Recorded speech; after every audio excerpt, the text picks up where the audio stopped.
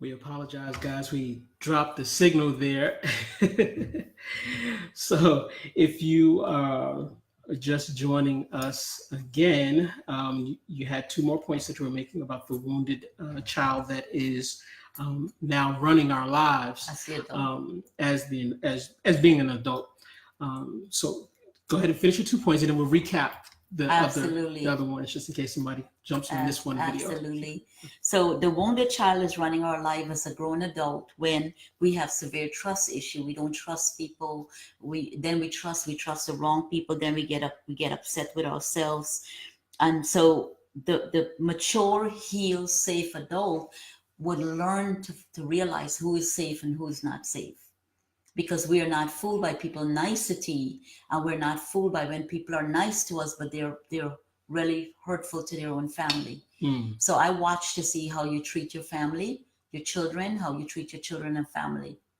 And then the last point that I want to make, there are many things that we could talk about this topic, and hopefully we'll do it later.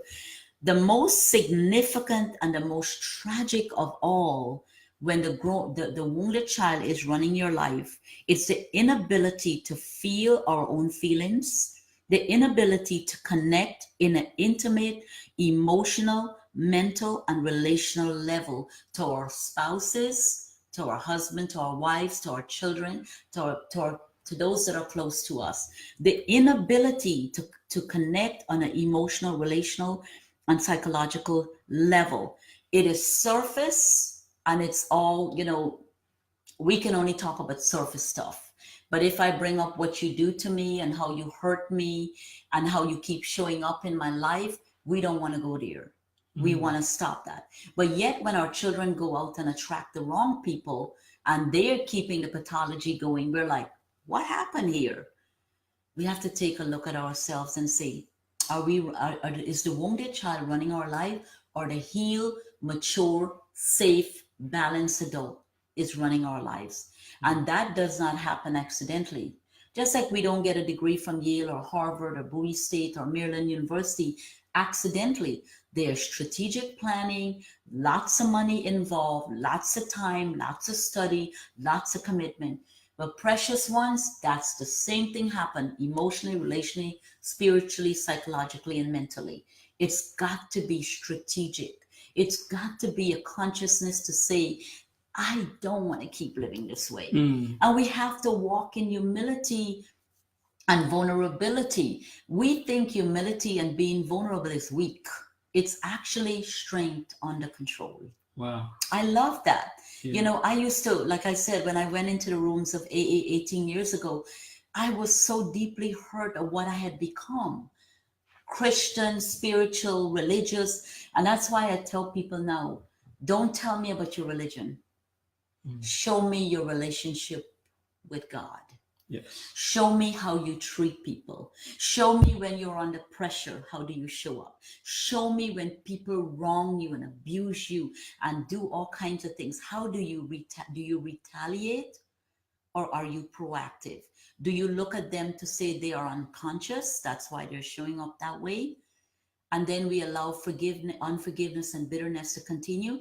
We become bitter, angry, mean, overweight, all the different lists that we show up with when we choose not to go inwardly and look and get the right tools, because there are beautiful tools out there to help us become our best self. And so this last piece that it talked, the inability to connect on a personal, emotional, relational level, it's really, really something we really, really need to look at and want to change. Amen. I'm excited about getting to the place where we can give some practical, solutions, and we want people to connect with Destiny Shaper and learn more about you and learn practical ways of recognizing when that your old or that hurt child comes up. Yes. And what to do. What are some of the actual things that we can do, whether it be prayer, meditation, what you eat, what are the practical things. So we're going to talk more about that in the future. So I'm kind of looking forward to. You had a couple of people that chimed in. Miss Catherine, I don't know if you know her. Miss Catherine, hello. Say hi, Miss Catherine. And Miss Lisa is there as well. Hi, Lisa. Is there any final words that you want to say to the audience? Yes, I just want to say that let's be committed to radically change what we need to change and not make excuses anyway, because you deserve it. You're beautiful, you're God's beautiful creation. And I want to encourage you to love yourself unconditionally.